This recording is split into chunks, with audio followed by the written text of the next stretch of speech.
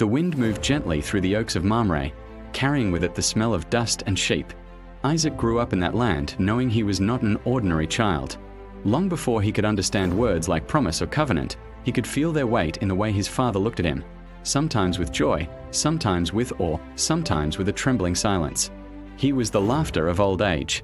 His mother Sarah would often sit near the tent opening in the evenings, watching him play, her face soft with wonder. She would laugh, not the sharp laugh of doubt she once had, but a quiet, grateful laughter, the kind that comes when God's mercy becomes real flesh and breath. Isaac learned early that life with God was not loud. It was steady. It was patient. One morning, before the sun had fully risen, Isaac walked beside his father toward the mountain. The donkey's hooves pressed into the earth, slow and steady. Isaac carried the wood on his back, feeling its rough weight against his shoulders. He noticed how silent Abraham was. His father's face looked carved from stone, eyes fixed ahead. As they climbed, Isaac finally spoke. "My father," he said. Abraham turned quickly, his voice gentle. "Here I am, my son." "We have the fire and the wood," Isaac said, glancing at the altar tools. "But where is the lamb for the burnt offering?" Abraham's hands tightened around his staff. For a moment, he could not speak. Then he answered with a voice that trembled but did not break. "God himself will provide the lamb, my son." Isaac nodded. He trusted his father. He trusted the God his father served. At the top of the mountain, everything became clear. Isaac did not struggle. He did not scream. Bound and laid upon the wood, he looked into his father's eyes and saw pain deeper than fear. And in that moment, Isaac learned something no words could teach him, that obedience sometimes costs everything, and trust can feel like death. Then the voice of the Lord broke the air. "Abraham, Abraham." The knife fell.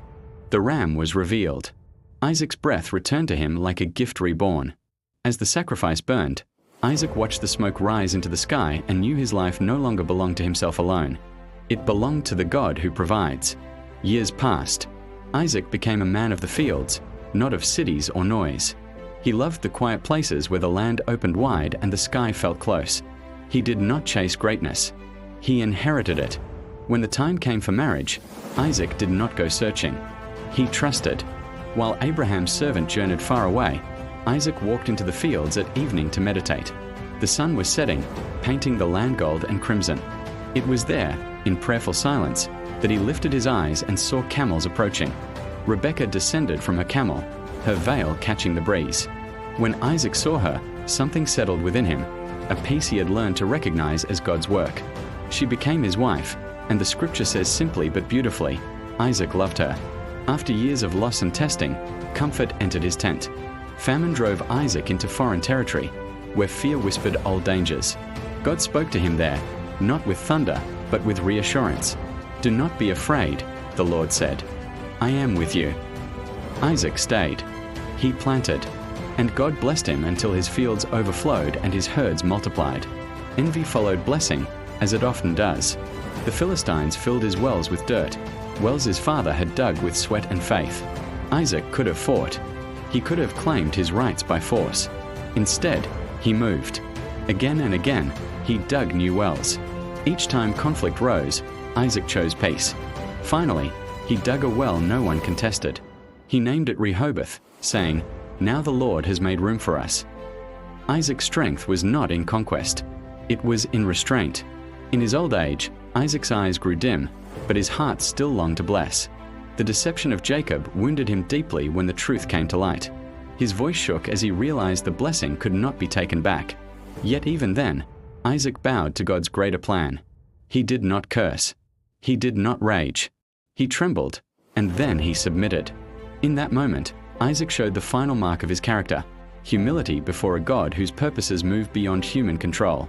Isaac lived between giants, Abraham before him and Jacob after him. He did not found nations by force or wrestle angels in the night. His greatness was quieter. He trusted when fear was reasonable. He obeyed when obedience was costly. He chose peace when conflict was easier. He submitted when control was lost. And when his life ended, Scripture records it simply. He was gathered to his people. Isaac's story reminds us that God's promises are often carried forward not by the loudest faith, but by the steadfast one. the faith that endures, waits, and believes even when the path is narrow and silent. If this story resonates with you, please like and subscribe.